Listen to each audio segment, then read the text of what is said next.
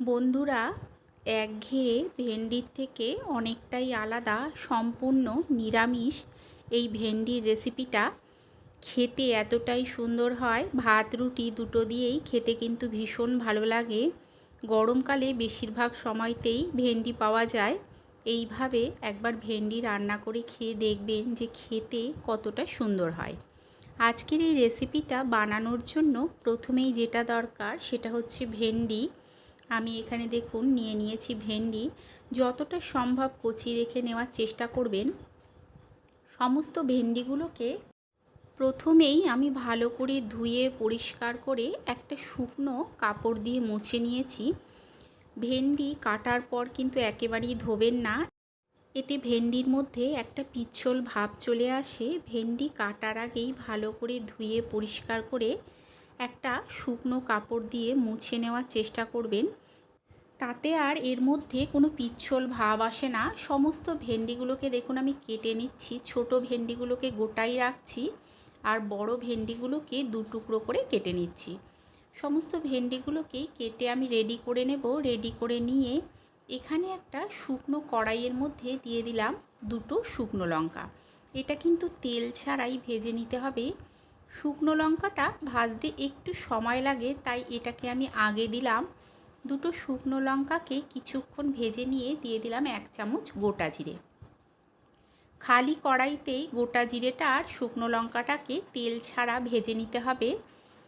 তেল ছাড়াই দেখুন আমি ভেজে নিচ্ছি, তবে লক্ষ্য রাখবেন গ্যাসের ফ্লেমটা হাইতে করে ভাজবেন না, তাহলে কি হয় অনেক সময় পুড়ে যায়। একটা সুন্দর গন্ধ বেরোতে শুরু করলে এটাকে তুলে নিতে হবে। এটা আমার ভাজা হয়ে গেছে, এটাকে তুলে আমি গুঁড়ো করে নেব। সমস্ত মশলাটা তুলে নিয়ে ওই কড়াইতেই দিয়ে দিলাম কিছুটা সর্ষের তেল। তেলটা যখন গরম হয়ে যাবে তখন এর মধ্যে দিয়ে দেব কেটে রাখা সমস্ত ভেন্ডিগুলোকে দিয়ে দিচ্ছি লবণ, আর দিয়ে দেব একদম অল্প একটু হলুদ। লবণ আর হলুদ দিয়ে ভেন্ডিটাকে খুব ভালো করে দেখুন আমি মিশিয়ে নিচ্ছি। ভেন্ডি কিন্তু একদম নরম সবজি, এটা সেদ্ধ হতে কিংবা ভাজতে খুব বেশি সময় লাগে না। অল্প কিছুক্ষণ আমি এটাকে ভেজে নেব, তবে খুব বেশি লাল কিংবা কড়া করে আমি ভাজবো না। যাতে রঙটা সুন্দর থাকে সেই রকম অবস্থা অবধি এটাকে ভেজে নিতে হবে। বেশি ভাজলে কি হয়, ভেন্ডিটা অনেক সময় কালো হয়ে যায়, তখন দেখতেও খারাপ লাগে, খেতেও খারাপ লাগে। দেখুন এগুলো আমার ভাজা হয়ে গেছে, এখন এগুলোকে আমি তুলে নেব। সমস্ত ভেন্ডিগুলোকে ভেজে তুলে নিয়ে ওই কড়াইতে দিয়ে দিলাম আর কিছুটা সর্ষের তেল। তেলটা গরম হলে ফোড়নে দিচ্ছি গোটা জিরে। ফোড়নটাকে কয়েক সেকেন্ড ভেজে নেব। যখন দেখবেন এই ফোড়নটার থেকে একটা সুন্দর গন্ধ বেরোতে শুরু করেছে, সেই সময় দিয়ে দিতে হবে আলু। এইখানে আমি দুটো ছোট সাইজের আলু নিয়েছি, আলুগুলোকে লম্বা টুকরো করে কেটে নিয়েছি। দিয়ে দিলাম লবণ আর হলুদ। লবণ আর হলুদ দিয়ে আলুটাকে দেখুন খুব ভালো করে মিশিয়ে নিচ্ছি। মিশিয়ে এগুলোকে ভেজে নিতে হবে। আলুটা আপনারা চাইলে ঢাকা দিয়েও ভাজতে পারেন। আলুটা ভাজতেই দেখুন অনেকটাই কিন্তু সেদ্ধও হয়ে গেছে। আর ঠিক এই রকমভাবেই আলুগুলোকে ভেজে নিতে হবে একটু লাল করে। সমস্ত আলুগুলোকেই আমি গ্যাসের ফ্লেমটা লো টু মিডিয়ামে করে ভেজে নিয়েছি। আলুগুলো আমার ভাজা হয়ে গেছে। এখন এই সময় এর মধ্যে দিয়ে দিতে হবে যে ভেন্ডিগুলোকে আমি ভেজে রেখেছিলাম, সেই সমস্ত ভেন্ডিগুলোকে দিয়ে নেব। দিয়ে আলুর সঙ্গে খুব ভালো করে ভেন্ডিটাকে মিশিয়ে নিতে হবে। ভীষণই সহজ আর সুন্দর একটি রান্না, নিরামিষ দিনে খেতে কিন্তু ভীষণ ভালো লাগে। আর কিছুক্ষণ দুটোকে একসঙ্গে ভেজে নিয়ে এতে দিয়ে দিচ্ছি 1/2 চামচেরও কম ধনে গুঁড়ো, আর দিয়ে দিচ্ছি হলুদ গুঁড়ো। এর সঙ্গে আমি দিয়ে দিচ্ছি লঙ্কার গুঁড়ো, তবে ঝালটা কিন্তু আপনারা আপনাদের স্বাদ অনুযায়ী দেবেন। অল্প একটু জল দিলাম যাতে মশলাটা না পুড়ে যায়। সমস্ত কিছুকে দেখুন ভালো করে মিশিয়ে মশলাটাকে কিছুক্ষণ কষিয়ে নিতে হবে।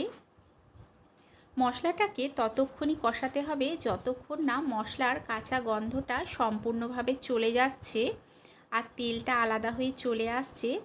তবে গ্যাসের ফ্লেমটাকে লো টু মিডিয়ামে রেখেই মশলাটাকে কষাবেন। এতে কি হয়, মশলাটা কষানোও ভালো হয় আর মশলার কাঁচা গন্ধটাও থাকে না। দেখুন এটা আমার কষানো হয়ে গেছে। এখন এই সময় এতে দিয়ে দেব আমি জল। তবে খুব বেশি একটা জল দেব না, আপনারা যতটুকু ঝোল খাবেন সেই অনুযায়ী জলটা দেবেন।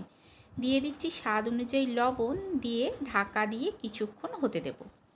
কিছুক্ষণ পর আমি ঢাকাটা তুলে নিচ্ছি, তুলে নিয়ে একবার ভালো করে মিশিয়ে নেব। আপনাদের যদি এই রেসিপিটা ভালো লেগে থাকে লাইক করে দেবেন, শেয়ার করে দেবেন, কমেন্ট করে জানাবেন যে কেমন লাগলো। চ্যানেলটাকে অবশ্যই সাবস্ক্রাইব করে দিয়ে পাশে থাকা বেল আইকনটা প্রেস করে দেবেন। এতে কি হবে, আমি যখন কোনো নতুন ভিডিও আপলোড করব নোটিফিকেশন সবার আগে আপনার কাছে পৌঁছে যাবে। সব শেষে দেখুন দিয়ে দিচ্ছি ভেজে রাখা মশলাটাকে আমি গুঁড়ো করে নিয়েছি। দুই একটা আলু আমি ভেঙে দিয়েছি যাতে গ্রেভিটা একটু ঘন হয়, একদম পাতলা হলে দেখতেও ভালো লাগে না, খেতেও ভালো লাগে না। এক দুটো আলু ভেঙে দেবেন, তৈরি হয়ে গেছে এই রেসিপি। আপনারা অবশ্যই একবার এইভাবে বানিয়ে খাবেন, আশা করছি আপনাদেরও ভালো লাগবে। তাহলে চলুন দেখা হচ্ছে আরও একটা নতুন ভিডিও নিয়ে।